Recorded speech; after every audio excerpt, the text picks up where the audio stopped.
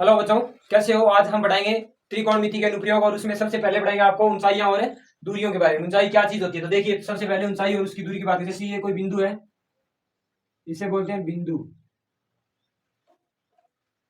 ये जैसे कोई बिंदु है, ये आपका मान लो क्षैतिज तल या समतल बोलते हैं। ये कोई समतल है, इसे समतल भी बोल सकते हैं। समतल का मतलब होता है समांतर होता है, एक एक यहाँ से लेकर यहाँ तक जैसे कोई भी दूरी है उसमें एक समांतर होता है, और इसे क्षैतिज तल भी बोलते हैं। इसे क्षैतिज तल भी कहते हैं। इस क्षैतिज तल से जैसे यहाँ पे अपने मानते हैं कि यहाँ पर जैसे मान लो कोई सूर्योदय हो रहा है और यहाँ से कोई सूर्योदय हो रहा है, तो जहां से ये बिंदु है, इस बिंदु से जैसे यहाँ पे सूर्योदय हो रहा है और यहाँ पे जैसे तालाब में छाया पड़ रही है, इस छाया या प्रकाश गिरता है। तो देखिए इसमें आपको मैं समझाऊंगा अनुमान कोण और उन्नयन कोण के बारे में, कौन सा अनुमान कोण होता है और कौन सा उन्नयन कोण होता है। देखिए ये कोई मान लो आप देख रहे हो, ये बिंदु है और यहाँ पे कोई जैसे मान लो कोई लड़का खड़ा है, जैसे कोई भी मतलब टॉर्च है जो भी है, इसको यहाँ से आंख है एक प्रकार से, अगर यहाँ से वो सूरज को देखता है, जैसे सूरज की तरफ देख रहा है, तो ये देख रहा है, तो यानी ये दृष्टि हो गई, ये दृष्टि डाल रहा है इसके ऊपर, तो इसे बोलेंगे दृष्टि रेखा। जैसे ये आंख कोई सूरज की तरफ देख रही है, तो उस टाइम तो ये आंख और सूरज की तरफ बीच में जो रेखा बनती है उसे दृष्टि रेखा बोला जाता है। और यही क्या करेगा, यही नीचे की तरफ देखा, एक बार उस सूरज का प्रकाश जो गिरता है वो वाला सूरज में गिर गया, यहाँ पे आगे तालाब में गिरा है, तो उसकी तालाब में उसको जैसे परछाई बनती है वो देखेगा, तो ये जो ऊपर देख रहा है इसके जो मध्य कोण बनता है ऊपर जमीन के सिरे से और दृष्टि रेखा के बीच में जो कोण बनेगा उसे उन्नयन कोण बोलेंगे। उन्नयन कोण बोलेंगे। और यही क्षैतिज से नीचे के जो तल में बनता है उसे अवनमन कोण बोला जाता है। यही परिभाषा हो गई इनकी। क्षैतिज समतल और क्षैतिज के साथ बनाए गए कोण को क्षैतिज व समतल समतल या क्षैतिज के साथ ऊपर की ओर बनाए गए कोण को अवनमन कोण कहेंगे और उन्नयन कोण कहेंगे, और नीचे की ओर बनाए गए को अवनमन कोण कहेंगे। ठीक है। और ये दृष्टि रेखा होगी, ये क्षैतिज समतल सब कुछ बता दिया। आप देखिए ये सूरज की कुछ ना कुछ तो अपन को पता है, लेकिन ऊंचाई देखे जैसे यहाँ से कोई मीनार भी मान सकते हो आप, मीनार के कॉर्नर पे जैसे कोई खड़ा है, उस मीनार की कॉर्नर से आप जो ये मीनार की कॉर्नर और ये जो मीनार की दूरी होती है इसे बोलते हैं ऊंचाई। ऊंचाई भी बोला जाता है, और इसे एक दूसरा नाम ऊर्ध्वाधर, इसे ऊर्ध्वाधर भी बोला जाता है। आप सब डाउट क्लियर आपकी। देखिए ऊंचाई ये पता चलती है आपको, यहाँ से दृष्टि रेखा पता है, उन्नयन कोण अवनमन कोण सब पता चल गया है। अब इसके बाद हम करेंगे किस टाइप से आपको ये फॉर्मूले लगाने और किस तरह फॉर्मूले लगाने। तो देखिए आगे क्या करते हैं। अब देखिए आप उन्नयन कोण और ये सब बता दिए, अब इसके बाद देखिए कौन से कैसे लगाते हैं इसको। देखिए आपको बताते हैं, जैसे ये कोई एक मीनार है, ये क्या एक मीनार है, आपसे ये क्वेश्चन आता है मीनार। ये कोई मीनार है और इस मीनार के छत पे, इस मीनार के छत पे कोई बिंदु है या कोई लड़का या लड़की जो भी है, एक्स वाई जेड जो भी आप यहाँ पे मानते हो वो है, वो क्या है यहाँ पे खड़ा है और वो यहाँ से क्या करता है, नीचे की जमीन पे रखी चीज को देख रहा है। ये कोई जमीन समतल है, इस पर रखी चीज को देखता है, तो उस जो रखी चीज के साथ जो कोण बनता है उसे भी आप उन्नयन कोण ही बोलोगे।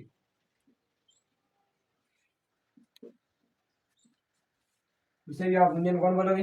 अब देखिए यह सबसे पहले एक तो याद रखना है कि स्तंभ ऊर्ध्वाधर का नाम बोल दिया जाए, लंबाई ऊर्ध्वाधर लंब या बोल दिया जाए, लंब बोल दिया जाए, ऊर्ध्वाधर बोल दिया जाए, तो इसका अनुमान लगा लेना कि यहाँ पे जो कोण बनेगा वो समकोण होगा, यानी 90 डिग्री का कोण बनाएगा। कौन सा कोण बनाएगा, 90 डिग्री का कोण बनाएगा। अब डाउट क्लियर है आपको, सबको पता है। ये त्रिभुज में लगाते हैं, तो देखिए जैसे कोई त्रिभुज समकोण त्रिभुज है, त्रिभुज ए बी सी, तो ये कोई समकोण त्रिभुज बन गया ना, ए बी सी, ये कोई समकोण त्रिभुज ए बी सी बन गया है। इस त्रिभुज में लगाते हैं, आपको सबको पता है। अब आपको सबसे पहले ये बता दिया जाता है कि यहाँ पे समकोण पे लगाते हैं, किस कौन से त्रिभुज में, समकोण त्रिभुज में, समकोण त्रिभुज में लगाएंगे। और अब सबसे पहले आपको समकोण त्रिभुज की जानकारी होनी चाहिए। तो देखिए हम समकोण के बारे में थोड़ा सा बता देते ताकि आपको क्वेश्चन करने में प्रॉब्लम ना हो।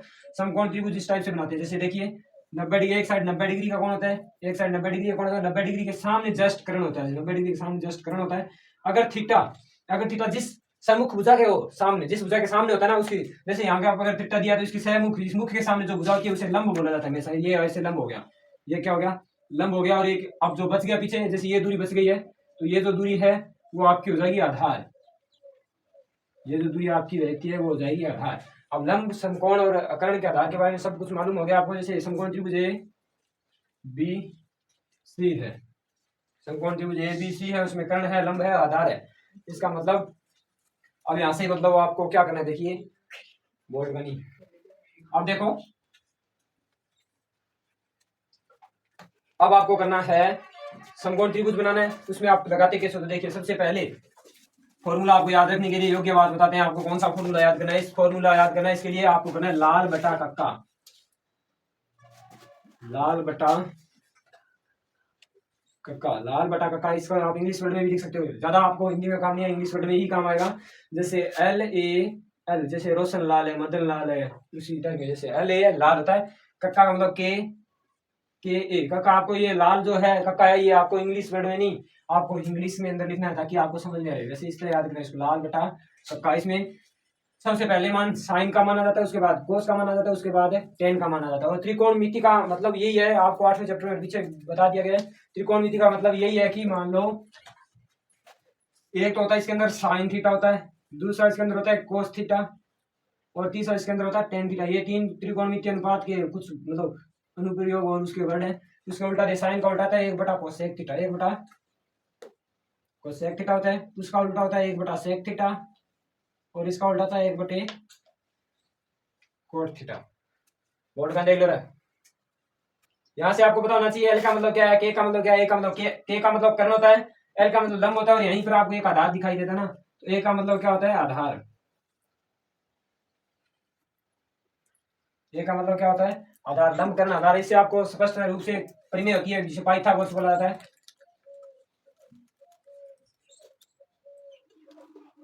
इसे कौन सी परिमेय बोला जाता है? पाइथागोरस।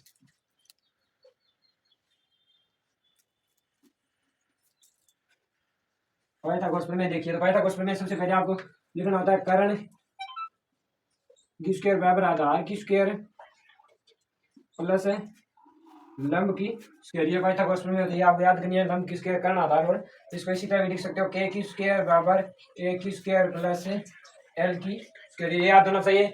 अब यहाँ से कर्ण, के का मतलब कर्ण होता है, एक आधार होता है, और एल का लंब होता है। अब आप इसमें करोगे कैसे, किस टाइप से, क्या पूछा जाता है? देखिए आपसे ये दे दिया जाता है, जैसे मान लो कि ये कोई एक त्रिभुज है, ये त्रिभुज हो गया। आपको पता है यूनियन कोण बोला जाता है, यूनियन कोण बोला जाता है।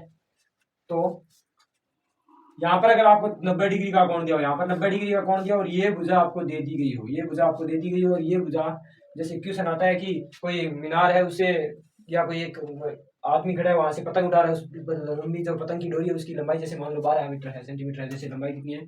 12 सेंटीमीटर है। और उसे पतंग की ऊंचाई ज्ञात कीजिए। तो समतल से पतंग की ऊंचाई क्या करनी है आपको? ज्ञात करनी है। समतल से पतंग की ऊंचाई क्या करनी है? ज्ञात करनी है। ये क्वेश्चन है। तो और ये जो डोरी है वो समतल के साथ, डोरी जो है वो समतल के साथ जैसे मान लो 30 डिग्री का उन्नयन कोण बनाती है। डोरी समतल के साथ है, 30 डिग्री का कोण बनाती है। देखिए कौन दे दिया गया है? एक भुजा दे दी गई है, एक भुजा पूछ ली गई है। कौन सी? जैसे आपसे ये इसने पूछा है कि वो समतल से उसकी ऊंचाई कितनी, ऊंचाई यानी ये होगी ऊंचाई, ये है ना। कोई चीज की ऊंचाई यही होती है, जमीन से कितनी ऊपर है यही होता है ऊंचाई, यही बोला जाता है। इसको भी बोला जाता है ऊंचाई, इसको क्या बोला जाता है? ऊंचाई बोला जाता है। तो ये आपको क्या करनी है? ज्ञात करनी है। तो मैंने आपको कहा था 90 डिग्री के सामने कर्ण होता है, और थीटा के सामने हमेशा क्या होता है? लंब होता है। 90 डिग्री के सामने हमेशा कर्ण होता है, और थीटा के सामने हमेशा लंब होता है। फिर से दोहरा रहा हूँ, अगर थीटा यहाँ पे है तो ये लंब होगा, थीटा यहाँ पे है तो ये लंब होता है। यानी सहमुख जो उन्नयन कोण है उसकी सहमुख भुजा को ही आप लंब मानना होगा, ठीक है, सामने वाली भुजा। तो यहाँ से देखिए कौन कौन सी भुजा, जिस भुजा की बात की जाए, जैसे साइन को कर्ण लंब की जाए, कर्ण आधार की जाए, आधार लंब की जाए, तो आपको याद, अब आपको तो कर्ण की बात हो रही है इसमें, तो किसकी बात हो रही है? कर्ण की। दूसरी किसकी बात हो रही है? लंब की। दूसरी किसकी बात है?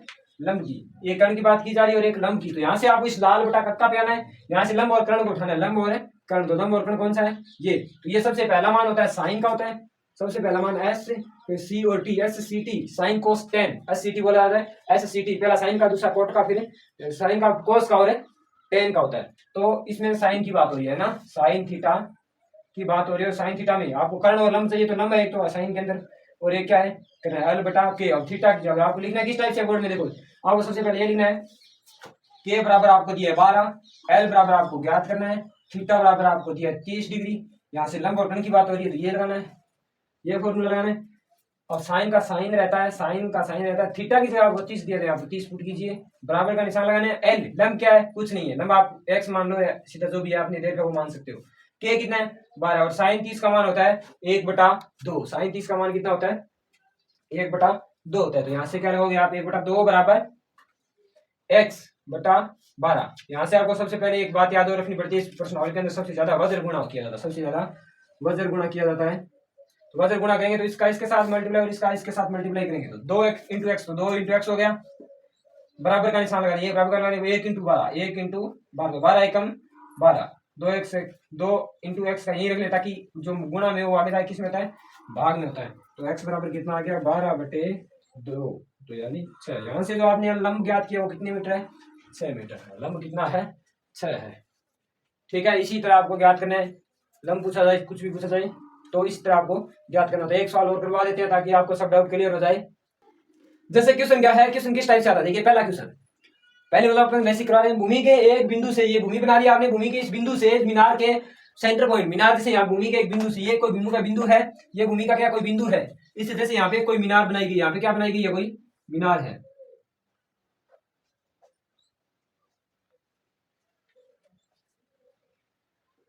ये मीनार है, इसने बोला है भूमि के एक बिंदु से मीनार की, भूमि के सेंटर पॉइंट मतलब भूमि के मीनार के सेंटर पॉइंट, मीनार का सेंटर पॉइंट कौन सा, ये मीनार के सेंटर पॉइंट से बिंदु, सेंटर बिंदु से मतलब मीनार के इस पॉइंट से 30 मीटर दूरी पर, यानी ये दूरी जो आपको दी गई है वो है 30 मीटर, ये दूरी कितनी है, 30 मीटर। इस बिंदु के इस मीनार के सेंटर पॉइंट से यानी मुख्य बिंदु से 30 मीटर दूरी पर कोई बिंदु है और उस बिंदु के द्वारा मीनार के शिखर का उन्नयन कोण, यानी मीनार के शिखर की तरफ यहां से देख रहा है, वो इस मीनार के शिखर की तरफ देख रहा है, यहाँ ये बिंदु बन गया, यानी मीनार के शिखर की तरफ ये हो गया। तो इसका उन्नयन कोण जो है वो दिया गया आपको 30 डिग्री है, जो कोण दिया गया वो कितना दिया है, 30 डिग्री।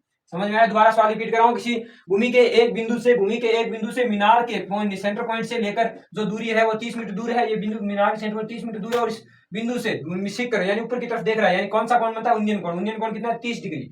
तो मीनार की ऊंचाई ज्ञात कीजिए, मीनार की ऊंचाई ज्ञात कीजिए। तो मीनार की ऊंचाई कौन सी होती है, ये जैसे ये मान ले, ऊंचाई मान लेते हैं आप एच, हाइट मान लें, ठीक है, हाइट यानी एच, एच यानी ऊंचाई होगी। अब इसमें करना क्या, जैसे इसको त्रिभुज बनना मानते हैं आप, ए बी सी, ठीक है, त्रिभुज ए बी सी में, ए बी सी में कोण बी जो है वो है समकोण, बी जो दिया गया वो 90 डिग्री दिया गया है, बी 90 डिग्री होता है यहाँ पे, ये कोण बी होता है। और कोण सी यानी ब्रैकेट में इसमें आप लिखते हैं उन्नयन, कौन सा कोण है, उन्नयन कोण, ब्रैकेट में कौन सा कोण है, उन्नयन कोण यानी थीटा, थीटा कितना है, 30 डिग्री दिया गया है, ठीक है, कोण 30 दिया है।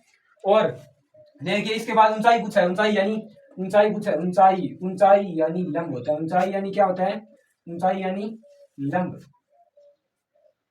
ऊंचाई यानी लंब होता है। और लंब कितना है, आपने माना h है, आपने क्या माना है, h है, और इसकी दूरी दी है, दूरी यानी दूरी का मतलब है आधार दिया है, दूरी का मतलब क्या दिया इसने, आधार दिया है,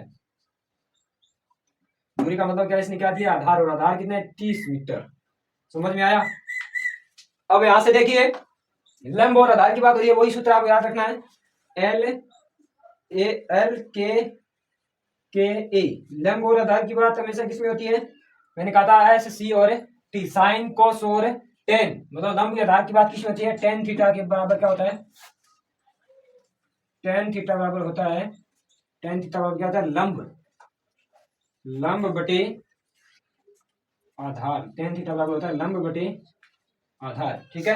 अब आपको थीटा की जगह भी मान दिया गया है, थीटा की जगह क्या 30 है, तो आपको यही कुछ नहीं करना, यहीं से करना है, टेन की जगह टेन रखना है, थीटा की जगह ये शिफ्ट करना है, कितने डिग्री कौन दिया है, 30 डिग्री, तो 30 डिग्री बराबर लंब, लंब कितना है, एच दिया गया और आधार कितना है, 30 है। तो आपको पता होना चाहिए कि टेन 30 डिग्री का मान कितना होता है, तो यहाँ से देखिए टेन 30 डिग्री का मान होता है, टेन 30 डिग्री का मान होता है 1/√3, टेन 30 का मान 1/√3 होता है। तो इस टेन 30 की जगह यानी इसके बराबर क्या है ये, तो इसकी जगह मैं ये रख सकता हूँ, कौन सा, 1/√3।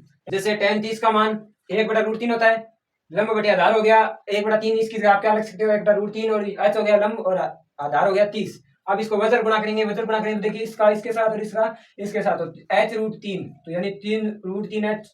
अब यहाँ 30 से कम 30 हो गया, ये गुणा में आगे जाके गुणा में संख्या होती है वो क्या होती है, भाग के अंदर होती है, तो गुणा वाली किस में चली जाएगी, भाग के अंदर √3। अब इसमें परिमेयकरण करना पड़ता है क्योंकि √3 नीचे मतलब हल नहीं होता, तो परिमेयकरण, हर का क्या करेंगे, परिमेयकरण,